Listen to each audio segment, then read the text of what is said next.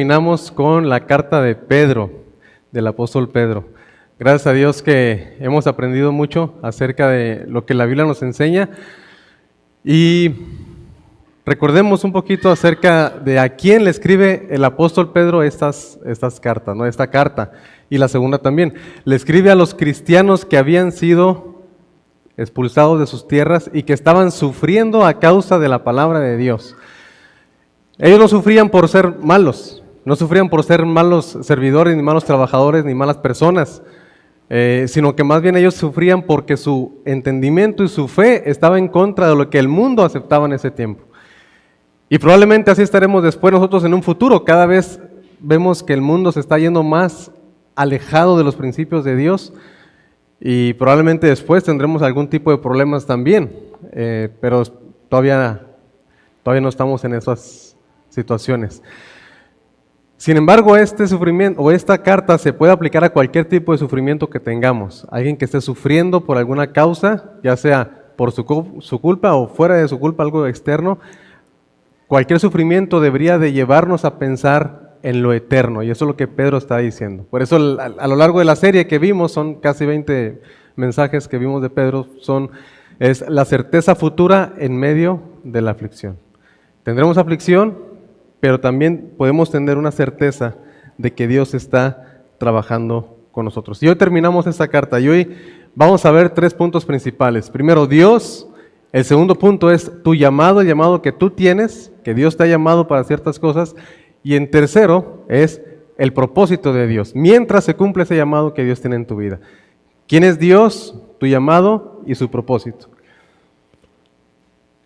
Y la semana pasada veíamos acerca de que seremos, o que estamos, dice por ahí, siendo acechados, ¿verdad?, por el enemigo, porque veíamos que tenemos que ser sobrios y velad, porque nuestro adversario, nuestro enemigo, ¿quién es nuestro enemigo? Dice ahí, el diablo, el adversario, el enemigo, el calumniador. ¿Qué es lo que está haciendo? Anda alrededor buscando a quién devorar. Y generalmente devora a los que están descuidados, a los que están lejos del rebaño, de la manada, o a los que se están durmiendo también, ¿no? Pues entonces no se duerman ahorita porque viene el diablo y se los lleva.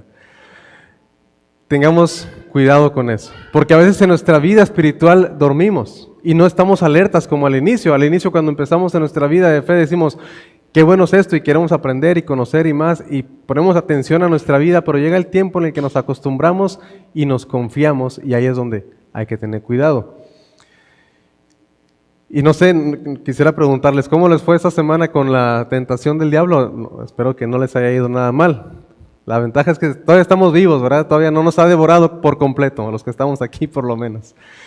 Pero sé que muchos hemos tenido algunas situaciones difíciles en las cuales sentimos que precisamente es Satanás o algo que está estorbando nuestra vida de fe, y hay que ser sobrios, velar y resistir, como decía ahí, resistir mientras pasa este problema. Ahora, un alfarero, Dios se asemeja a un alfarero allá en Jeremías capítulo 18. Dios le dice a Jeremías, ve Jeremías a la casa del alfarero y mira lo que va a hacer. Y dice que Jeremías fue y vio que el alfarero estaba haciendo una vasija, pero no le gustó cómo estaba, la deshizo toda y empezó a hacer una vasija nueva. Y dice Dios, así soy yo con ustedes, la casa de Israel. Bueno, un alfarero no desecha las cosas, las vasijas rotas. De hecho, al rato vamos a cantar un canto que así se llama, vasijas rotas. Sino que lo que hace el alfarero es que lo restaura y la vuelve a hacer para convertirla en una nueva vasija conforme a su propio gusto y con la resistencia que Él quiere que tenga, porque tal vez la primera vez no tenía tanta resistencia o no tenía la forma adecuada o cualquier cosa, o tenía abajo una bolita y por eso se cayó Pero lo que hace el alfarero es que la vuelve a hacer y luego le da una forma conforme a Él quiere. Y eso es lo que Dios hace en nuestras vidas. Tal vez nuestra vida está como esa vasija quebrada, tal vez nuestros proyectos de vida, tal vez las decisiones que teníamos o la vida que teníamos antes ha venido a ser fragmentada, quebrada y rota. ¿Qué es lo que Dios puede hacer? Lo que Dios puede hacer es volverla a hacer una nueva vasija como a Él le agrada. Vamos a ver 1 Pedro 5, versículo 10, para empezar a ver cada pasaje que vemos aquí. Primera carta de Pedro, capítulo 5, versículo 10. Y vean cómo inicia. Inicia con una palabrita que luego a veces no le damos importancia, pero hay que darle importancia. El mundo dice, o la gente dice, no hay pero que valga, dando a entender que pues no hay excusa que sea válida en ese sentido. Sin embargo, en la palabra de Dios hay muchos peros que sí valen. En Efesios 2 dice que estábamos muertos en nuestros delitos y pecados, siguiendo la corriente de este mundo, conforme al príncipe de la potestad del aire, el espíritu que ahora opera en los hijos de desobediencia. Y dice, pero Dios, ese pero sí vale. O sea, estábamos muertos rumbo al infierno, pero Dios, que es rico en misericordia, con su gran amor con que nos amó, nos ha dado vida. Y aquí lo que inicia este versículo es, mas el Dios de toda gracia. El más, sin el acento, es una conjunción adversativa. Lo que significa es, tú estás así y hay un gran pero que cambia todo el asunto. Es decir, estamos siendo acechados y debemos tener cuidado porque Satanás quiere destruirnos, pero el Dios de toda gracia, Él nos va a bendecir, Él nos va a ayudar. Y aquí está el gran pero.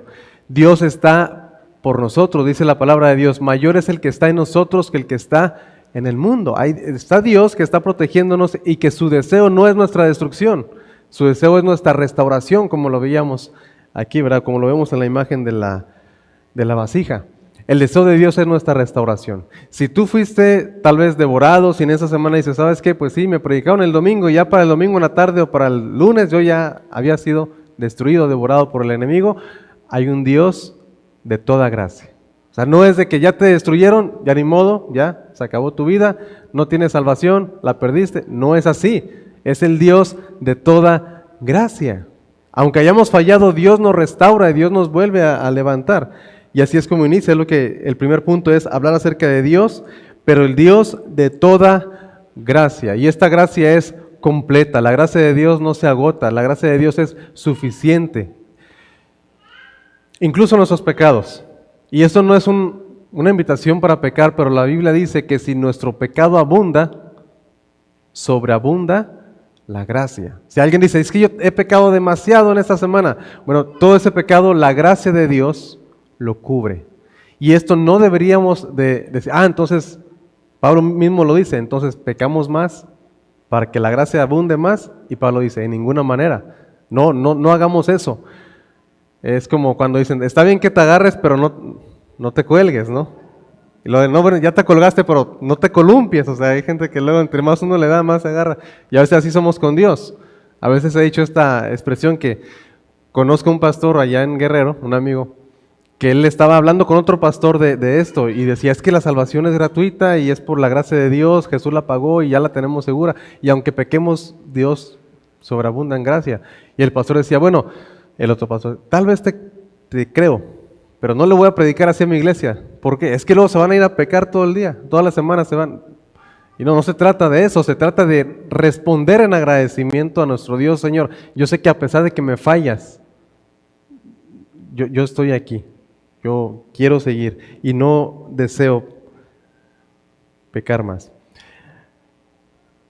Ahora, la gracia de Dios es suficiente a pesar de nuestros sufrimientos. Pablo estaba sufriendo por algo que él le llama el aguijón en la carne. Algunos piensan que ese aguijón en la carne era un problema de salud que él tenía.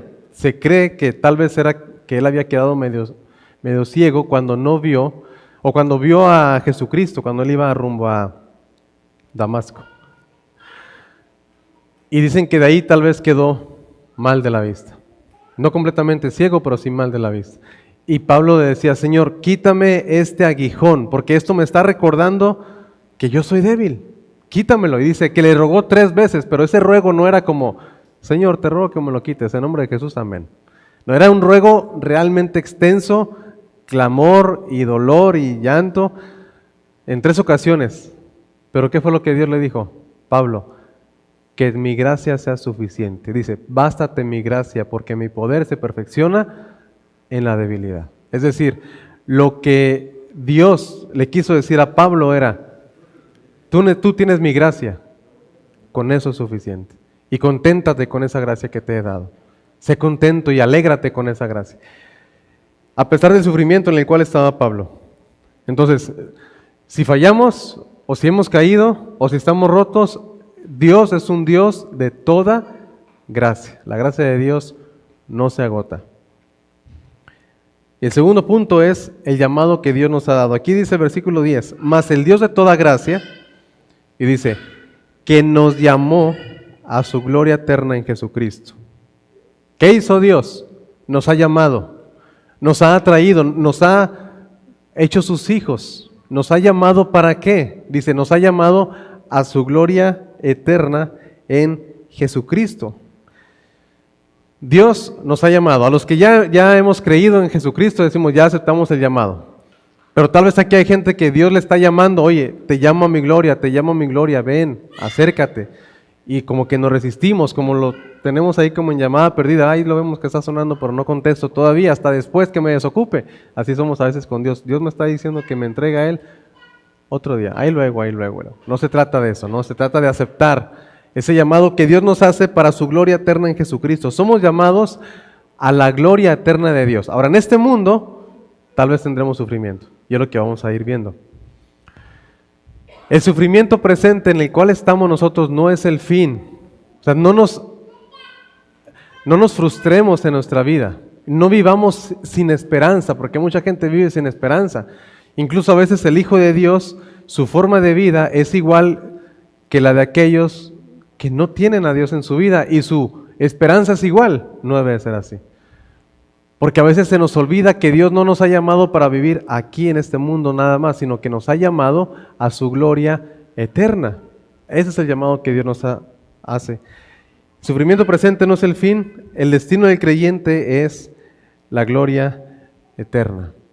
Ahora, cuando pasemos por algún sufrimiento, porque es lo que Pedro ha estado hablando, tal vez, por ahí me encontré con esa frase, el enemigo te susurra, mira, ya estás sufriendo, Dios te abandonó. Ese Dios de amor, ¿dónde está?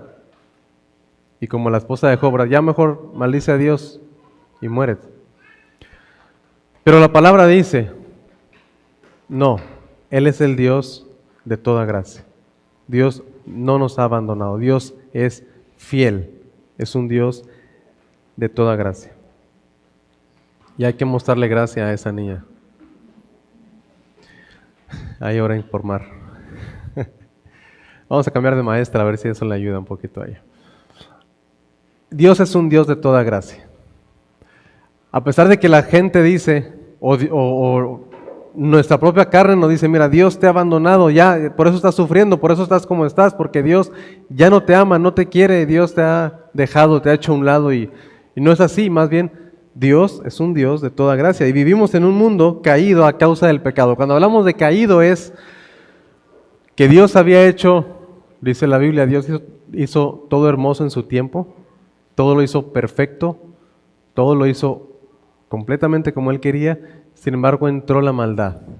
Y cuando entra la maldad, se cae de la perfección. Y entra el pecado, la muerte, la enfermedad, la crisis, los problemas, los pleitos. Ahí vemos que inmediatamente Adán y Eva ya empiezan a pelearse justamente después de comer el fruto prohibido.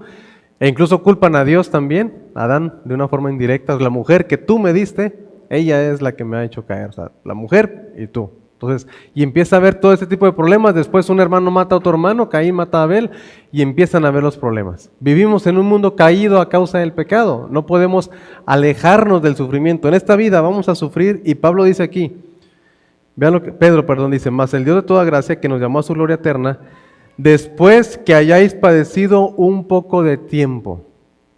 Y alguien puede decir, pues conmigo no es un poco de tiempo, ya tengo semanas, meses, años tal vez sufriendo con algo. No es un poco de tiempo, y probablemente lo entendemos, ¿verdad? Es verdad, algunos su sufrimiento es más breve, y para unos su sufrimiento es más prolongado, pero si lo vemos a la luz de la eternidad, nuestro sufrimiento es un poco de tiempo. O sea, si a alguien le toca tal vez sufrir 30 años con alguna enfermedad, por ejemplo, y alguien puede decir, eso no es poco de tiempo, 30 años no es poco tiempo, es mucho tiempo estar sufriendo, sí, pero si tú comparas 30 años con la eternidad, ahora sí se convierte en poco de tiempo. Y es lo que Pedro está diciendo, Dios nos ha llamado a una gloria eterna, y aquí estás sufriendo por un poco de tiempo, pueden ser años, décadas tal vez, pero a comparación de la eternidad, es un poco de tiempo. Y eso es para animarnos también, ¿verdad? En esta vida sufriremos un poco de tiempo y vamos a ver 3 pasajes que vemos aquí. Primera de Pedro 1:6. Pedro ya lo había dicho desde el capítulo 1 y dice, me fui hasta Santiago. Primera de Pedro 1:6. Dice, en lo cual vosotros os alegráis, aunque ahora por un poco de tiempo, si es necesario, tenéis que ser afligidos en diversas pruebas, si es necesario. Ahora vamos al libro anterior, que es Santiago, capítulo 1, y vean cómo lo dice. El versículo 2, hermanos, tened por sumo gozo cuando os halléis en diversas pruebas, sabiendo que la prueba de vuestra fe produce paciencia, lo que dice la palabra de Dios. Y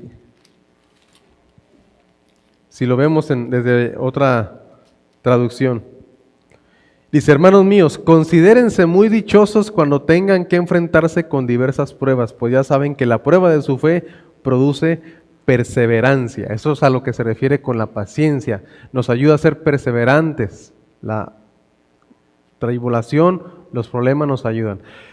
Y la perspectiva de un cristiano debe de ser diferente a la del mundo. ¿Qué es lo que hace la gente que no conoce a Dios? Inmediatamente se queja, inmediatamente reprocha, inmediatamente se enoja y hace cosas. Y a veces el cristiano responde igual. Cuando la Biblia dice, tengan por sumo gozo. Y aquí en Pedro también lo había dicho, ¿verdad? En lo cual ustedes se alegran, aunque ahora sí es necesario tengan que ser afligidos por un poco de tiempo. Juan 16:33, una promesa del Señor Jesús. El Evangelio de Juan, alguien que lea el Evangelio de Juan, capítulo 16, versículo 33, por favor.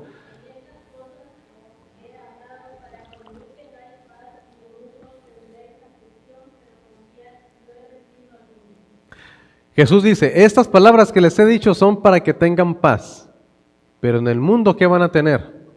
Aflicción. Y esa es la promesa de Jesús. A veces pensamos que solo las promesas eran muy positivas. Esa es una promesa y no porque Él quiera que suframos, sino porque es algo inevitable. Es como cuando le enseñamos a los niños, ¿no? a caminar. Oye, te vas a caer. No le digas que se va a caer porque se va a caer. No, es que no es de que yo lo desee, ni de que mi palabra tenga así como que cancélalo porque no. Más bien que es porque es natural que se va a caer, porque está aprendiendo. Y en nuestra vida lo que Jesús nos quiere decir desde un inicio es, en este mundo van a tener aflicción. Y como decía yo la semana pasada, o cerca de Dios o lejos de Dios habrá aflicción. La diferencia es con quién estamos. Si estamos con Dios, la aflicción es muy diferente porque me enseña a gozarme en medio de la tribulación y me enseña a ver las cosas desde una perspectiva eterna y no temporal. Porque cuando la vemos temporal es como hacemos una tormenta en un vaso de agua. Estamos muy afligidos y muy sufridos por algo que Dios lo ve desde arriba, dice, es un poco de tiempo, espérate, soporta. Pero confía, dice aquí, yo he vencido al mundo. En tercer lugar, ya vimos Dios, de toda gracia, a pesar de nuestras fallas, Dios nos restaura. En segundo lugar, el llamado es a su gloria eterna y pensar desde ese punto de vista. Y en tercer lugar, el propósito de Dios en nuestras aflicciones. Vean lo que dice 1 Pedro 5:10. Regresamos, dice, mas el Dios de toda gracia, que nos llamó a su gloria eterna en Jesucristo, después que hayáis padecido un poco de tiempo, Él mismo os perfeccione, afirme, fortalezca y establezca. Si se dieron cuenta antes de iniciar la reunión, o creo que también el tiempo de saludarnos, puse un canto muy conocido que se llama Más el Dios de toda gracia, que está cantando este pasaje, más el Dios, más que mi voz no es como la de Marcos Witt, ¿verdad? De toda gracia que os llamó a su gloria eterna. Y dice, os perfeccione, afirme, fortalezca y establezca, y a Él sea la gloria. Canta todo el versículo, pero curiosamente cuando lo estaba, porque dije, lo voy a poner el domingo, y incluso pensé en ponerlo para cantarlo, pero curiosamente omite la frase que dice, después que hayáis padecido un poco de tiempo. El canto está muy bonito, pero le quita esa parte que incluso puede ser clave, porque lo que dice es, por medio del sufrimiento Dios te va a perfeccionar, afirmar, fortalecer y establecer. Pero es por medio del sufrimiento. ¿A quién le gusta sufrir? A ver, levante la mano. Ay, en el gimnasio nada más, dice Fer. Aquí en el gimnasio me gusta sufrir porque hay recompensa. Y es lo que dice, ¿no? O sea, hay recompensa futura. Su propósito. ¿Cuál es el propósito de Dios? Dios usa toda nuestra vida para transformarnos a su imagen. Romanos 8:28, un pasaje muy citado, muchas veces bien citado y algunas veces mal citado. Porque dice, y sabemos, y aquí está una cláusula, que a los que aman a Dios, todas las cosas les ayudan a bien. Y a veces omitimos también a los que aman a Dios, pero lo dice claramente. Y sabemos que a los que aman a Dios, todas las cosas les ayudan a bien. Esto es a los que conforme a su propósito son llamados. Y luego dice que a los que antes conoció también los predestinó para que fuesen hechos conformes a la imagen de su Hijo Jesucristo. O sea, todas las cosas que suceden en nuestra vida son para un bien. ¿Cuál es ese bien? Transformarnos en la imagen de Jesús. Y hace un tiempo prediqué, pero creo que pues la mayoría no está aquí. Pero prediqué de las 5 cosas, y de hecho se me ha olvidado mencionar las otras en el grupo, las 5 cosas que Dios nos ha dado para perfeccionarnos. ¿Por qué? Porque llegamos a la vida de fe y llegamos como una piedra así, y no se me ofendan, pero una piedra en bruto. Iba a decir bruta, pero no, en bruto, una piedra en bruto. O sea, llegamos así todos. ¿Y qué es lo que Dios hace? Nos va esculpiendo. Pero todo lo que no nos gusta, lo desecha. Y llegamos así. Y todas las cosas nos ayudan para transformarnos a como Dios quiere transformarnos. Una de ellas es la palabra, otra es la oración, otra es la iglesia, otra es el aprendizaje, o lo llamamos el discipulado, y otra, que es la que no nos gusta, son las pruebas. Aquí la Biblia lo dice, después que hayáis padecido un poco de tiempo, Él mismo os perfeccione, afirme, fortalezca y establezca. Este versículo nos habla de tener esperanza. En medio del sufrimiento debemos de mantener la esperanza. La esperanza proporciona a los creyentes un ambiente de confianza en que después de la tribulación y después de la dificultad de nuestra vida podemos contar con que Dios nos va a glorificar en el cielo. O sea, que no es aquí solamente nuestra vida, sino que después de la tribulación, Él nos glorificará en el cielo. Los cristianos no deben temer el sufrimiento, pues saben que nada los puede separar del amor de Cristo. Romanos 8. Ahí solamente ustedes, los que toman nota, anótenlo y lo leen. Pero ahí dice, ¿qué nos separará del amor de Cristo? Tribulación, angustia, persecución, hambre, peligro, desnudez, espada. Cuando habla de espada, habla de literal, porque para eso usaban las espadas. Y así murió Pablo, curiosamente. Dice, por lo cual estoy seguro de que nada me puede separar del amor de Dios. Somos contados como ovejas de matadero. Nada nos puede separar y vivimos con esa esperanza a pesar del sufrimiento. Ahora, ¿cuál es el propósito? Lo que estamos viendo, el propósito de Dios. ¿Cuál es el propósito de Dios en medio de nuestras tribulaciones? O sea, nos deja sufrir y no porque le guste vernos sufrir. Dios no es psicópata para que le guste ver sufrir a la gente. Más bien Dios permite que suframos porque tiene un propósito. ¿Cuál es ese propósito? Dice ahí en el versículo que estamos viendo.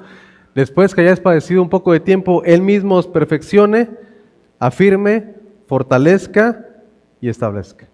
Si nos falta perfeccionar, ¿cómo lo hace Dios? Un poco de sufrimiento. Si nos falta establecernos bien en el camino de Dios, ¿qué es lo que Dios puede hacer? Un poco de sufrimiento. Si nos falta afirmarnos, ¿qué es lo que Dios quiere? O robustecer o crecer, un poco de sufrimiento. Y si nos falta cimentarnos más, Dios usa eso. Ahora, perfeccionarnos. ¿Qué es perfeccionarnos? No es hacernos perfectos sin pecado. Perfeccionarnos es llevarnos a la plenitud en nuestra vida, en nuestro propósito. Dios nos restaurará y completará lo que nos falta para sus propósitos. Y aquí puse 2 imágenes. A veces he puesto esta ilustración, pero es bueno recordarla.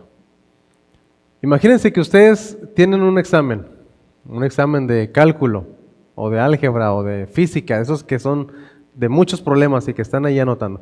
Tienen su próximo examen y que ese examen es el examen de su vida, el examen que les va a determinar si ustedes tienen un buen puesto o, o van a la quiebra total. Es el examen de su vida. Y le dan dos opciones. Mira, este examen es de cálculo, es de física, es de problemas. Hay dos opciones. ¿Tomas el bolígrafo o tomas el lápiz? ¿Cuál toman ustedes? Porque es de matemática y no se vale rayar, o sea, no se vale rayar, se vale borrar, pero no rayar. ¿Cuál toman? Lápiz. Pero ¿saben ustedes que ese bolígrafo vale $8 millones? Me puse a investigar cuál es el bolígrafo más caro. Empezó por $600,000, dije, no, eso es una locura. Y se fueron hasta $8 millones ese bolígrafo, es de diamantes y no sé qué cosas.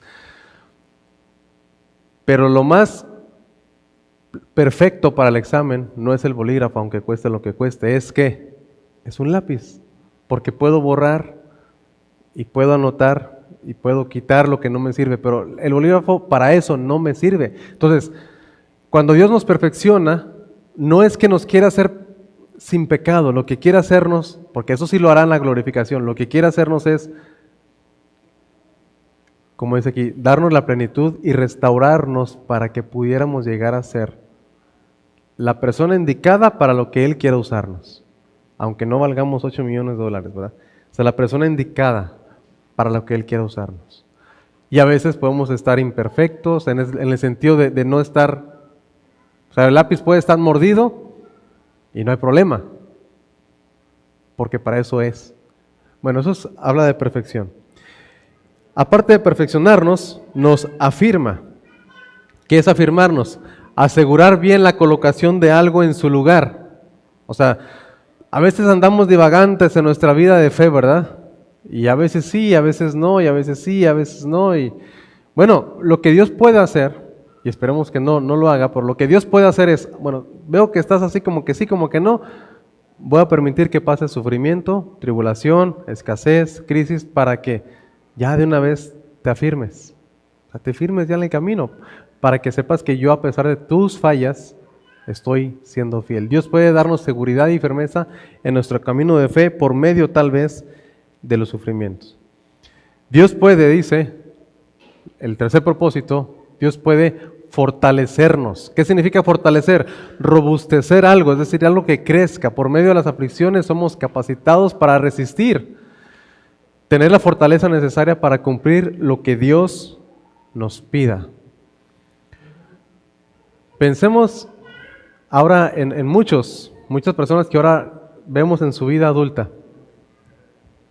Muchos crecieron con una niñez muy difícil. Algunos dijeron, pues yo crecí con muchas carencias, con muchas limitaciones, una familia destrozada y todo, pero ahora yo estoy siendo un buen hombre o una buena mujer y tengo una buena vida.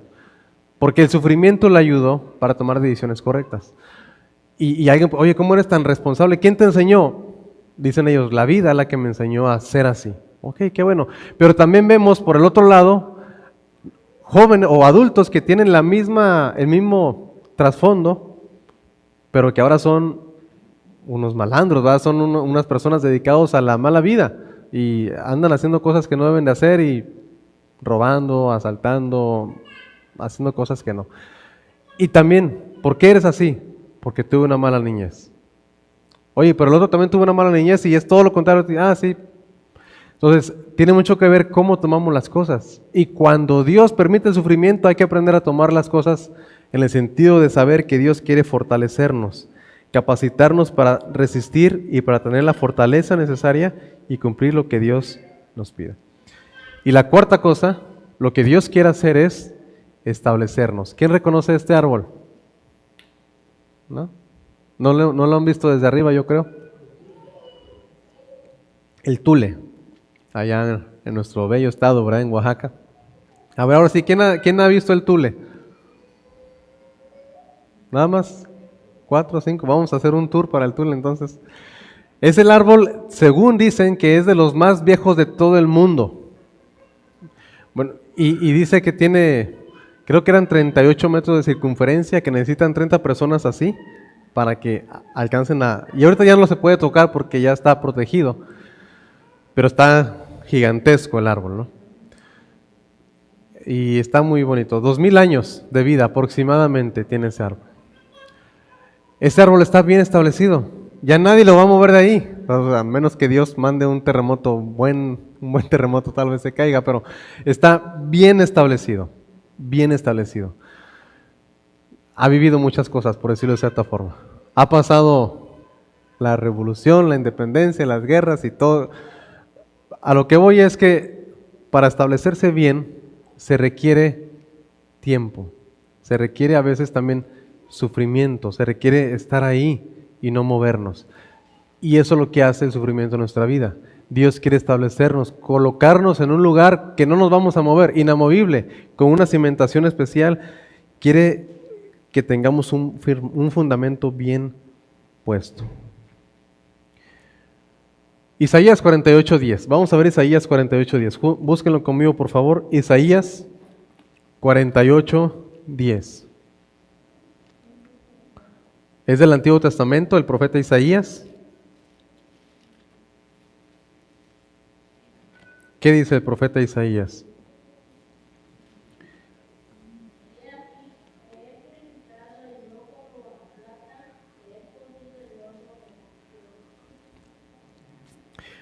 Te he purificado, dice, y no como a plata, más bien te he escogido en horno de ¿qué?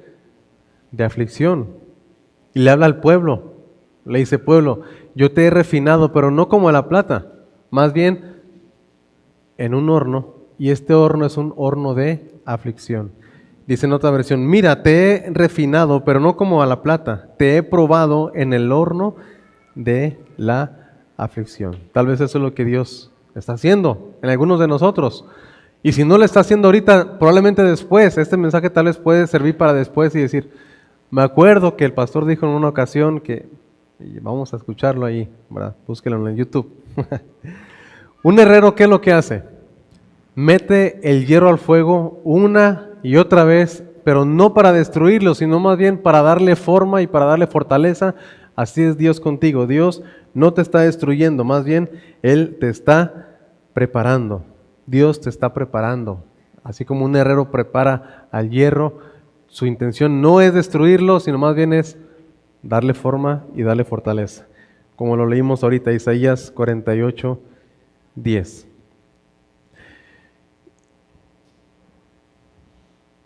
Él mismo dice: os perfeccione, afirme, fortalezca y establezca. Me llama la atención cómo dice: el Dios de toda gracia, Él mismo te va a perfeccionar. Que no se nos olvide cuando estemos en la aflicción, en el sufrimiento, en el problema, la tribulación, en la crisis, que el Dios de toda gracia lo que está haciendo es algo en mi vida, ya sea fortalecerme, establecerme, afirmarme o establecerme, pero Dios está haciendo algo y dice ahí en el versículo 11, termina: a Él sea la gloria y el imperio por los siglos de los siglos. Amén. Pues a pesar del sufrimiento, Dios merece que sigamos adelante. Pablo decía esto en Romanos 8:18. Estoy seguro de que los sufrimientos por los que ahora pasamos no son nada si los comparamos con la gloriosa vida que Dios nos dará junto a Él. Muy parecido a lo que Pedro dice acá. Pedro dice: un poco de tiempo, y Pablo dice: los sufrimientos que ahora pasamos no se comparan en nada con la gloriosa vida que Dios nos dará juntamente con Él. Acuérdense, porque es una gloria eterna. Versículos, vamos a ver 1 Pedro 5:12 al 14 y terminamos. Doy algunas observaciones. Dice: por conducto de Silvano, a quien tengo por hermano fiel, os he escrito brevemente, amonestándoos y testificando que esta es la verdadera gracia de Dios, en la cual estáis. En ese tiempo, no todas las personas autoras, o no todos los autores escribían con su puño y letra. Tenían a lo que se le llama amanuenses, que son como pues los que escribían lo que yo estoy dictando. Entonces aquí se entiende que Pedro tenía como amanuense a Silvano, que muchos piensan, y yo estoy de acuerdo, que se trata de Silas, el compañero de Pablo, eran los pues de los pioneros del cristianismo. Silas o Silvano, piensan muchos que es el mismo. Entonces, ¿qué más dice? Porque ahorita voy a hablar un poco más de él. Dice: la iglesia que está en Babilonia, elegida juntamente con vosotros, y Marcos mi hijo, os saludan. Algunos piensan que cuando habla de la iglesia que está en Babilonia, él se refiere a la capital del imperio en ese tiempo, como Babilonia fue la capital del imperio antes.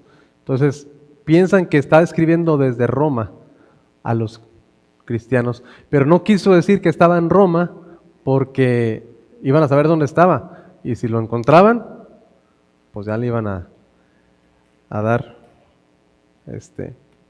crán. y usó esa estrategia, ¿verdad? Y Marcos, mi hijo, os saludan. Ahorita voy a hablar algo acerca de Marcos. Una observación en el versículo 14 dice: saludaos unos a otros con ósculo de amor. Paz sea con todos vosotros los que estáis en Jesucristo. Amén. O sea, nos llama a saludarnos con ósculo de amor. ¿Qué es un ósculo? Es una palabra poética para llamarse al beso.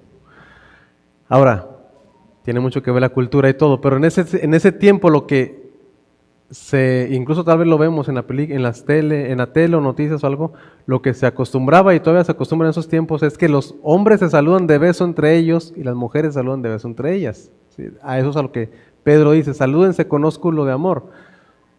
Aquí yo creo que no nos vamos a saludar entre hombres así, ¿verdad? Estamos en otra cultura. Pero es la forma en la que decía, ¿no? Y esto pues como una aclaración nada más, porque es un ósculo es un beso, y dice un beso de amor, y Pablo dice un ósculo santo en Corintios, es decir, salúdense de beso, y en ese tiempo era hombres con hombres y mujeres con mujeres. Y les desea la paz a todos. Pero hay dos cosas que quiero mencionar aquí.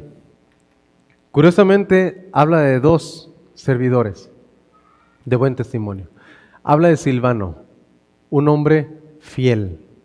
Y Silvano, que muy probablemente es Silas, siempre lo vemos siendo fiel en el servicio. Nunca lo vemos que se alejó y que se fue al mundo y después regresó. No, siempre lo vemos fiel a Silvano. Pero hay gracia para todos, porque de Marcos no vemos eso. Los que han leído el libro de los Hechos, vemos que Marcos, en el viaje misionero, empezando el viaje, llegó a la isla y ahí dice: ya mejor ya me regreso, y se hizo a un lado y siguió Pablo y Bernabé en su viaje misionero. Cuando quisieron hacer el segundo viaje, vemos que ahora sí Bernabé dice: vamos a hablarle otra vez a Marcos para que nos acompañe, y Pablo dijo: no, porque nos abandonó la primera vez. No, pero no. Y de ahí Pablo y Bernabé se dieron las gracias mutuamente y se separaron, cada quien se fue por su camino.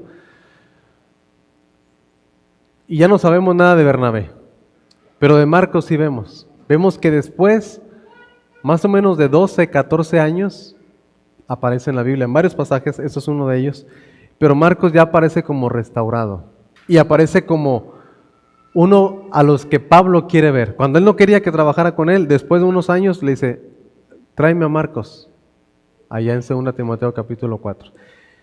Entonces, hay gracia para todos. Ya sea que tú siempre hayas sido un hombre fiel, necesitas la gracia de Dios.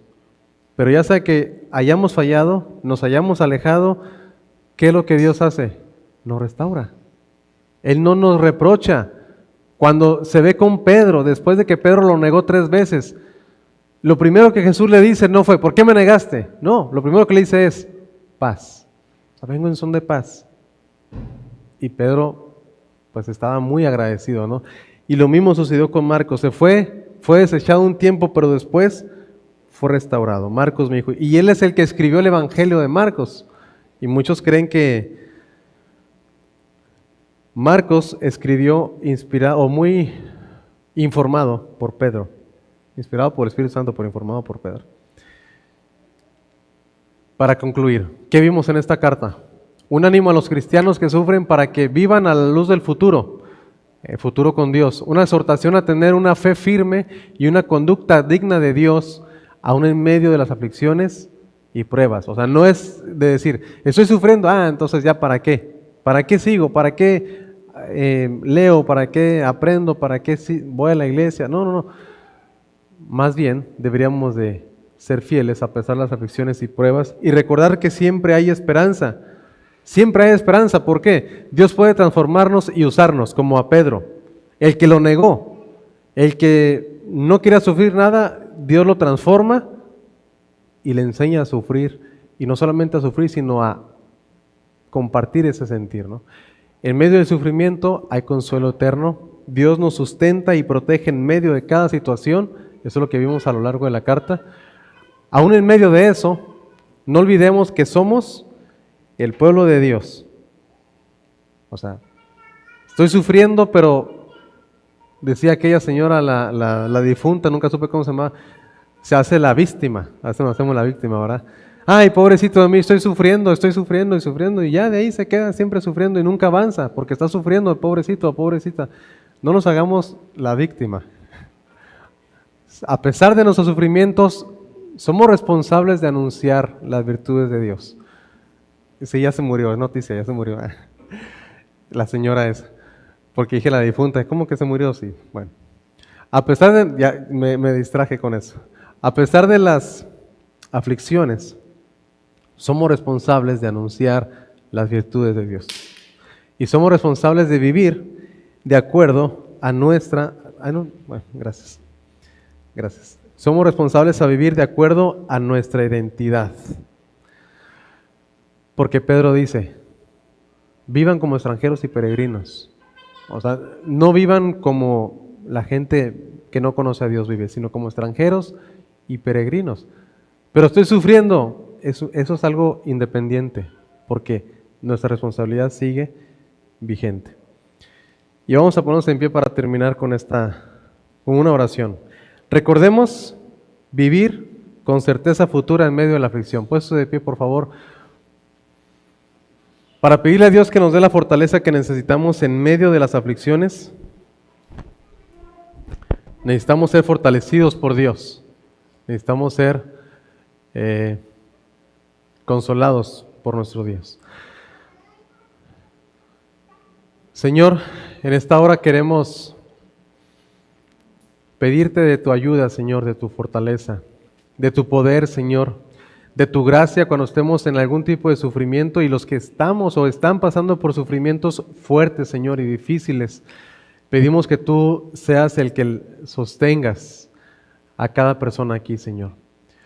Que seas tú el que perfecciones nuestras vidas, nos afirme, nos fortalezca, nos establezca, Señor, y que podamos disfrutar de tu gracia y de esa paz que sobrepasa todo entendimiento, Señor.